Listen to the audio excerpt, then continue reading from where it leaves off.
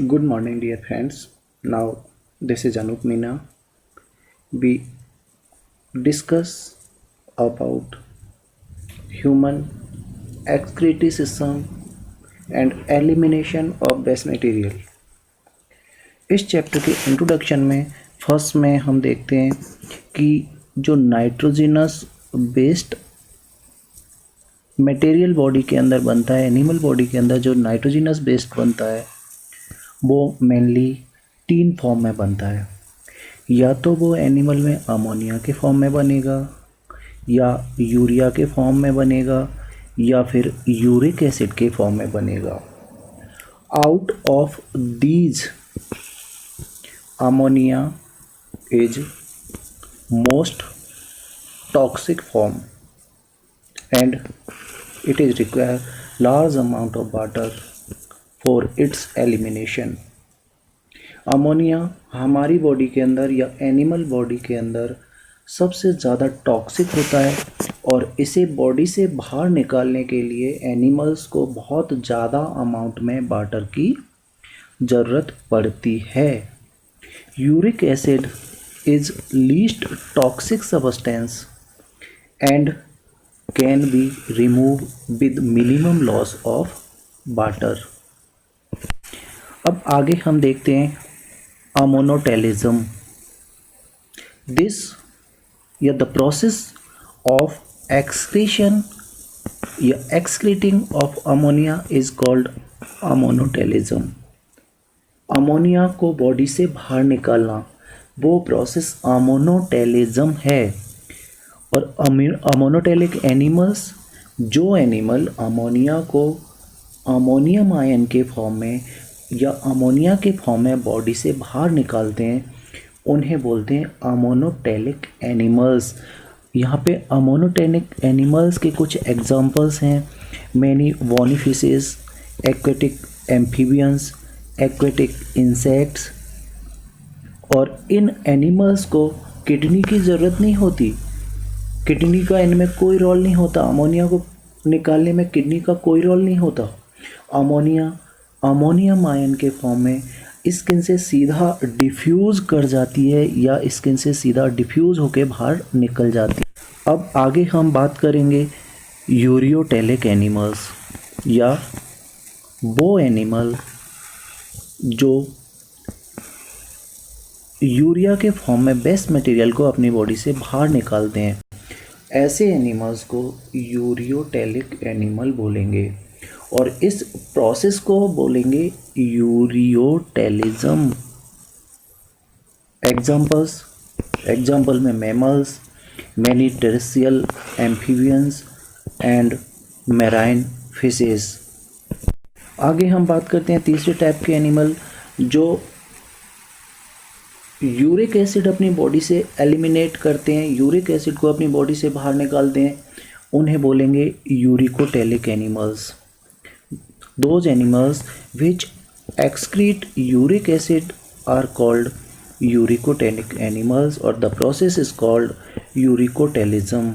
Uricotelism के examples reptiles, birds, land snails, insect etcetera. अब हम आगे बात करेंगे डिफरेंट एक्सक्रीटरी स्ट्रक्चर्स। तो फर्स्ट एक्सक्रीटरी स्ट्रक्चर की हम बात करेंगे प्रोटोनेफ्रिडिया और फ्लेम सेल्स।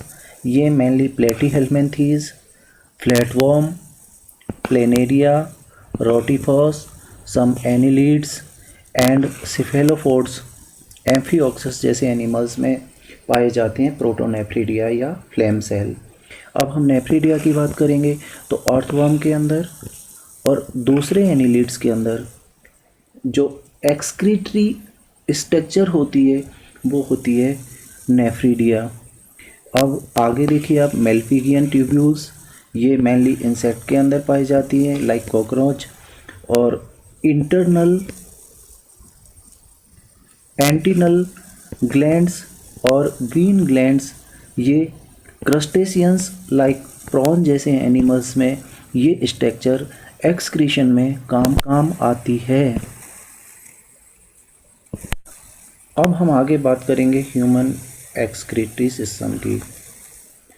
ह्यूमन के अंदर जो एक्सक्रीटरी सिस्टम होता है उसका जो मेन इम्पोर्टेंट पार्ट होता है वो किडनी होता है। ह्यूमन के अंदर 2 बीन से किडनीज प्रेजेंट होती हैं, किडनी होती हैं। किडनी की जो लेंथ होती है 10 to 20 सेंटीमीटर होती है। किडनी की जो विड्थ होती है वो 5 to 7 सेंटीमीटर होती है और थिकनेस किडनी की 2 से 3 सेंटीमीटर होती है। एक हेल्दी पर्सन में किडनी का वेट 120 ग्राम से 170 ग्राम तक होता है। 2 ureters arise from kidney. The notch is called hilum. Kidney के अंदर एक नॉच लाइक स्ट्रक्चर होती है जिसे हाइलम बोलेंगे और उस हाइलम से हर एक किडनी में एक हाइलम होता है, एक पर्टिकुलर नॉच होती है, उस पॉइंट को हाइलम बोलते हैं और उस हाइलम से यूरेटर निकलता है। फिर यूरेटर यूरिनरी ब्लैडर में जाके ओपन होता है और यूरिनरी ब्लैडर यूरेथ्रा के थ्रू बॉडी से बाहर ओपन होता है। अब हम ह्यूमन एक्सक्रीटरी सिस्टम की बात करें तो ये आपको किडनी दिखाई दे रही है, 2, एक किडनी दूसरी किडनी। अब आगे देखिए ये पॉइंट हाइलम, जो ये नॉच लाइक ये दबा हुआ पॉइंट है, ये जो दबा हुआ पॉइंट है इस पॉइंट को हम बोलेंगे हाइलम। हर एक हाइलम से आप लोग देख रहे हैं यूरेटर निकल रहा है और ये यूरेटर निकल रहा है और ये यूरेटर यूरिनरी ब्लैडर के अंदर आके ओपन हो रहा है। यूरिनरी ब्लैडर यूरेथ्रा के थ्रू बॉडी से बाहर ओपन हो रहा है, जिसके थ्रू हम टाइम टू टाइम यूरिन को बॉडी से बाहर रिलीज करते हैं। अगर हम किडनी की स्ट्रक्चर के बारे में पता करें तो किडनी की लोकेशन कहाँ पर होती है बॉडी में? किडनी हमारी बॉडी में एब्डोमेन के अंदर प्रेजेंट होती है, 1 on either side of backbone, मतलब बैकबोन के दोनों तरफ, एक साइड में एक किडनी और दूसरी साइड में दूसरी किडनी, मतलब बैकबोन के साइड वाइज हमारे एब्डोमेन के अंदर किडनी प्रेजेंट होती है। किडनी का जो कलर होता है वो रेडिश ब्राउन कलर की होती है किडनी। आउटर लेयर जो किडनी की होती है उसे कैप्सूल बोलेंगे और किडनी अंदर 2 पार्ट में डिवाइड होती है, 2 जोन होते हैं। जो आउटर पार्ट होता है जस्ट कैप्सूल के नीचे जो पार्ट होता है उसे कॉर्टेक्स बोलेंगे और जो इनर पार्ट होता है किडनी का उस इनर पार्ट को हम बोलते हैं मेडुला। किडनी में मेनली 2 पार्ट हो गए, outer cortex and inner medulla.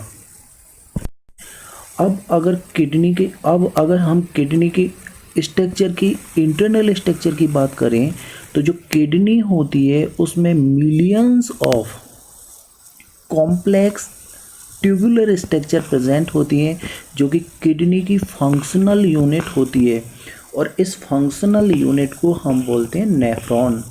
तो nephron is the structural and functional unit of kidney और mainly nephron is the functional unit of kidney.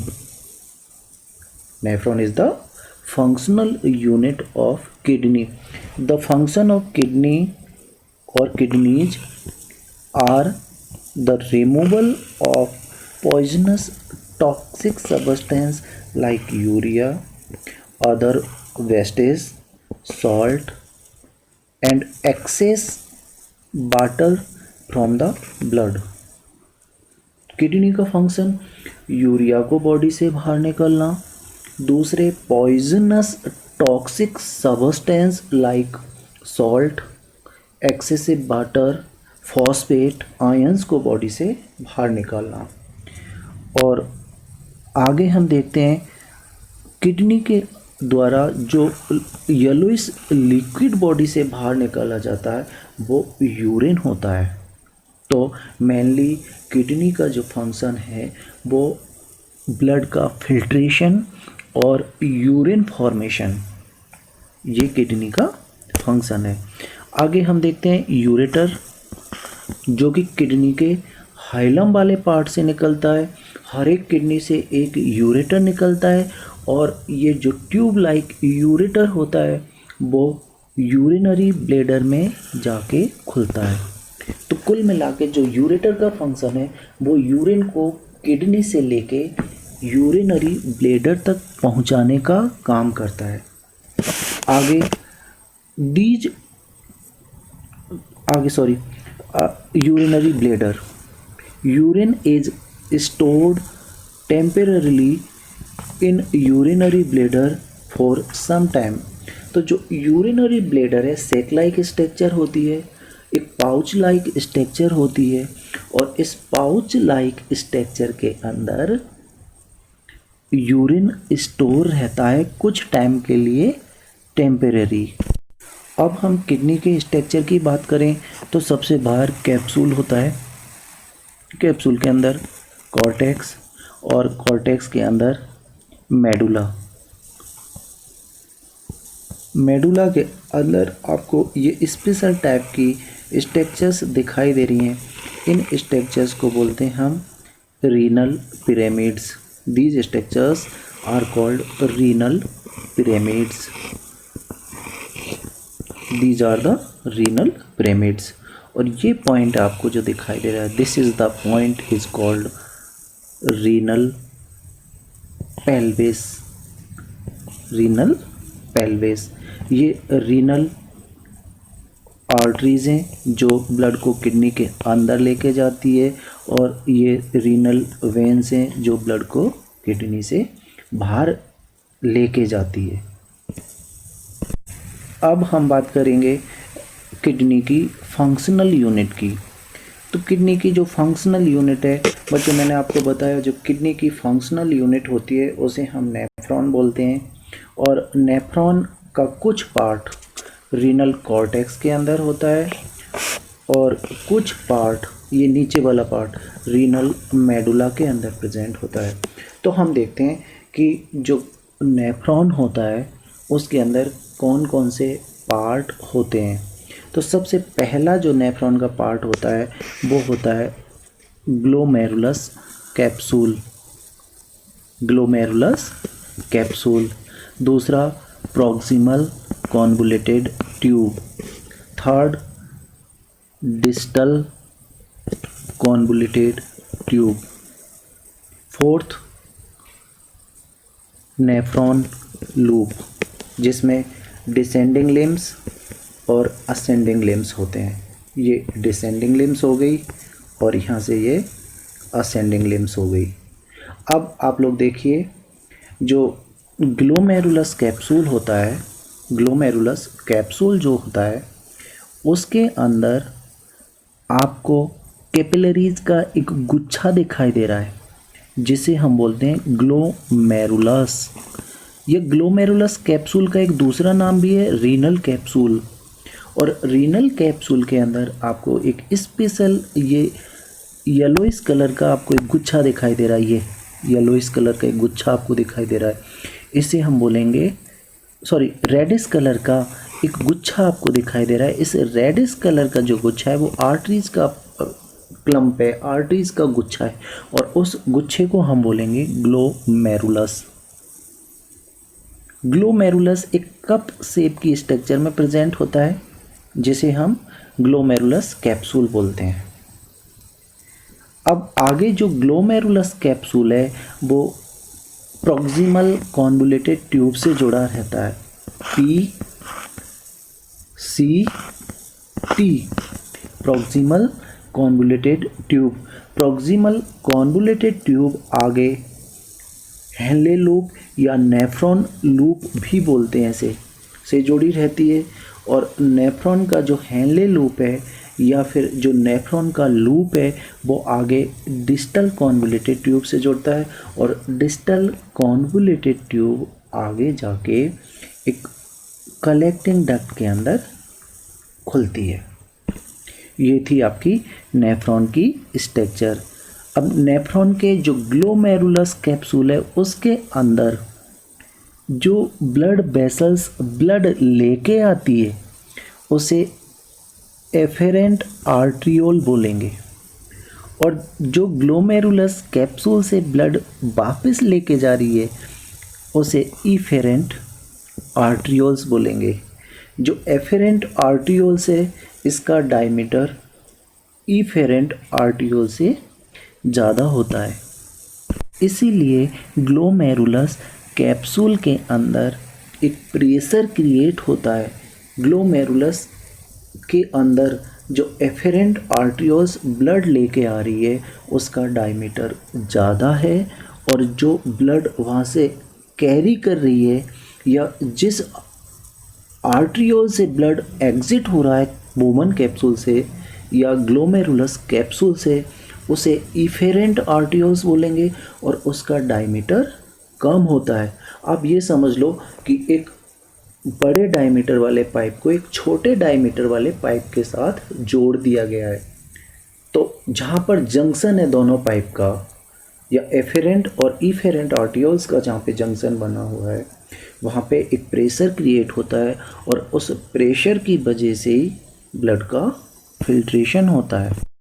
आगे आप देखिए, ये आर्टरीज, ये एफेरेंट आर्ट्रियोल्स जिसका डायमीटर ज़्यादा, और ये इफेरेंट आर्ट्रियोल्स जिसका डायमीटर कम है, और ये बोमन कैप्सूल, ये ग्लोमेरुलस कैपिलरीज, और इन दोनों को मिला के हम बोलेंगे रीनल कैप्सूल। यहाँ पे प्रेशर ज़्यादा क्रिएट हो रहा है, प्रेशर क्रिएट होने की वजह से यहाँ पे ब्लड का फिल्ट्रेशन हो रहा है, और ब्लड का फिल्ट्रेशन के बाद में जो फिल्ट्रेट बन रहा है उसी फिल्ट्रेट से आगे चल के यूरिन का फॉर्मेशन होता है। अब यूरिन फॉर्मेशन की प्रोसेस हम आगे देखेंगे। ये थोड़ा और अच्छा डायग्राम दिया हुआ है बोमन कैप्सूल का। बोमन कैप्सूल में आप लोग देखिए, ये पार्ट है कैपिलरीज का है, और ये कप लाइक स्ट्रक्चर जो बन रही है वो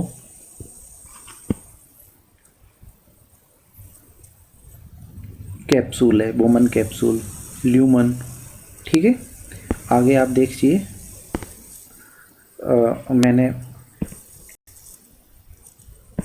आपको नेफ्रॉन के डिफरेंट पार्ट के बारे में मैंने बता दिया। नेफ्रॉन के जो पार्ट होते हैं वो ग्लोमेरुलस और रीनल ट्यूब्यूल्स होते हैं। ग्लोमेरुलस और ग्लोमेरुलस के अंदर दो पार्ट होते हैं, बोमन कैप्सूल और दूसरा कैपिलरीज, या जिसे हम बोलेंगे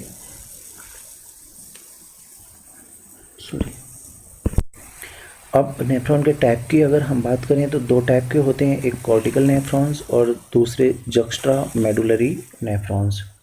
जो कॉर्टिकल नेफ्रॉन्स होते हैं उनका ग्लोमेरुलाई जो रीजन होता है वो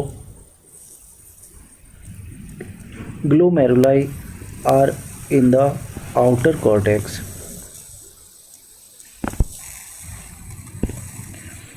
और जो जक्स्ट्रा मेडुलरी नेफ्रॉन्स होते हैं उनमें जो medullas are closely inner margin of cortex. Short loop of Henle होता है इनके अंदर हेनले लूप लॉन्ग होता है। Henle's loop extended only to a short distance in medulla. Henle loops are found deeper in the medulla. Basa recti are absent. Basa recti इनमें present होते हैं। They are more common, they are less common। ये दो type के nephrons के अंदर difference है। और नेफ्रॉन के स्ट्रक्चर के बारे में एक बार फिर से हम देखते हैं। तो each kidney is made up of a large number of excretory unit is called nephron. Nephron has a cup-shaped bag at its upper end, which is called Bowman capsule. The lower end of the capsule is tubular shape, is called tubules. The Bowman capsules contain a bundle of blood capillaries, which is called glomerulus. One end of glomerulus attached with renal artery, which bring impure blood, and the other end of glomerulus attached to renal veins. The function of glomerulus is filter the blood.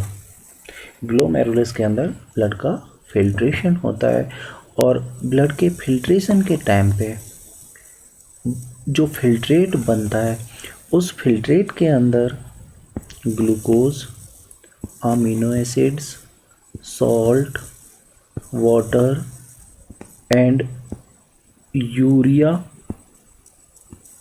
उस filtrate के साथ आ जाते हैं। In present in the blood pass into the Bowman capsule.